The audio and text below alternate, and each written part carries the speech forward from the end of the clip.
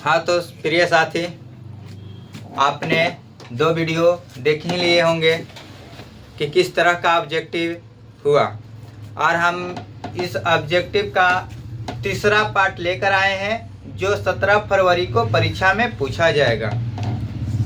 इस तरह अगर हमारे वीडियो और ऑब्जेक्टिव को देखते रहिएगा, अवश्य 17 फरवरी को फायदा होगा। जिस तरह लोगों का बुखार लग जाता है तो खा लेते हैं दवा, तुरंत फायदा हो जाता है, उसी तरह यह टॉनिक के माध्यम से हमने रिवाइटल लेकर आए हैं। पहला प्रश्न है, मदन किसका बेटा है? गिरधर लाल। सेन साहब की लड़कियां कैसी है? सुशील। हमने कल बताया सेन साहब के कितने संतान? 6, लड़कियां 5, रजनी, आलो, सिफाली, आरती, सीमा, और वो सब कैसे है? सुशील। लेखक नलिनी बिलोचन शर्मा की माता का नाम क्या है? रत्नावती शर्मा, या रत्नावली शर्मा लिख ले रहेगा। हो आर सुदरज किनकी रचना है? B.R. अम्बेडकर, यानी भीमराव अम्बेडकर। भीमराव अम्बेडकर की चिंतन एवं रचनात्मक व्यक्ति कौन है? बुद्ध, कबीर, ज्योतिबा फुले। ये 3 व्यक्ति इनके प्रेरक रहे जीवन के। ऑब्जेक्टिव में रहेगा इनमें से तीनों, मार देना है तीनों। नौबत खाने में इबादत शीर्षक पाठ साहित्य की कौन सा विधा है? व्यक्ति चित्र। लेखक विनोद कुमार शुक्ल को साहित्य अकादमी पुरस्कार किस वर्ष प्राप्त हुआ? 1990 में। बिरजू महाराज का जन्म किस वर्ष हुआ था? 1938 में। बिरजू महाराज का साक्षात्कार किसने लिया? रसीम वाजपेयी ने। टॉल्स्टॉय कौन थे? रूसी लेखक थे।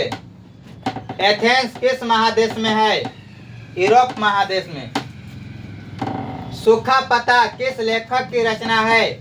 अमरकांत। निर्मला कौन थे? लेखक की पत्नी। निर्मला कौन थे? लेखक की पत्नी। नागरी लिपि शीर्षक पाठ कहाँ से लिया गया है? भारतीय लिपियों की कहानियां से। मराठी, नेपाली और नेवारी भाषाओं की लिपि क्या है? यह देवनागरी लिपि है। कामसूत्र की रचयिता का नाम क्या है? वात्स्ययन। धरती कब तक घूमेगी शीर्षक पाठ में सीता के बड़े लड़के का नाम क्या है? कैलाश। वल्ली अमाल के गांव का नाम क्या था? मुनान डी पटिटपुर। मुनान डी पटिटपुर। कौन पापति के अकेले छोड़कर नहीं जाना चाहती थी? वल्ली अमाल।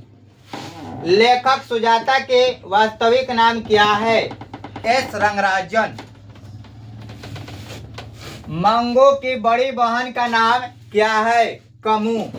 मंगू की बड़ी बहन का नाम क्या है? कमू। मंगू 2 बहन थे, मंगू एवं कमू। ढहते विश्वास शीर्षक पाठ में किस बांध के टूटने की बात कही गई है? दलाई बांध। किस बांध? दलाई बांध। ढहते विश्वास शीर्षक पाठ के रचनाकार का नाम क्या है? सात कोड़ी होता। सात कोड़ी होता। मंगम्मा क्या बेचती थी? दही। मंगम्मा क्या बेचती थे? दही। क्या खाते थे? पान सुपारी। हिरोशिमा शीर्षक कविता किसके चित्रण करती है? आधुनिक सभ्यता की दुर्दशा, मानवीय विभीषिका का। अगय के जन्म किस वर्ष हुआ था? 1911। चूंकि हमने ट्रिक यह बताए थे एकदम देहाती भाषा में कि अगय से 11 साल के है बनबे हीरो, यानी हीरो तो हिरोशिमा, और जन्म कब? 1911 में। हिरोशिमा शीर्षक कविता के कवि का नाम क्या है? सच्चिदानंद हीरानंद वात्स्ययन अगय। सच्चिदानंद हीरानंद वात्स्ययन अगय। कवि सुमित्रानंद पंत के अनुसार कौन अपने घर में प्रवासिनी बनी हुई है? भारत माता। गुंजन किस कवि की रचना है? Sumitranand Pant. Life and songs कविता का संकलन किसकी रचना है? Rainer Maria Rilke. Rainer Maria Rilke के पिता का नाम क्या है? Josef Rilke.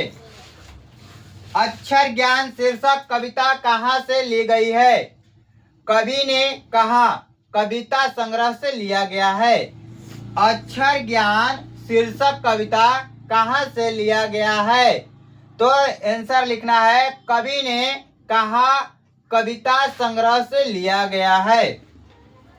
वीरेन डंगवाल की पहली कविता संग्रह कब प्रकाशित हुआ? 1991। नगर संवेदना के कवि कौन है? कुंवर नारायण। नगर संवेदना के कवि कुंवर नारायण है। नाखून का बढ़ना मनुष्य की किस वृत्ति का परिमाण है या परिणाम है?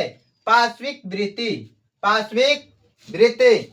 बहादुर से मार खाकर भैंस भागी भागी कहाँ चली आई? माँ के पास। तो सभी छात्र एवं छात्राएं जो परीक्षा देने वाले हैं वो देखकर ही जाएंगे। अधिक से अधिक ऑब्जेक्टिव परीक्षाएं पूछा जाएगा। और हमसे जुड़ने के लिए क्लास आइए और अधिक से अधिक सब्जेक्टिव और ऑब्जेक्टिव एकदम बारीकी रूप से समझिए और याद करके आइए।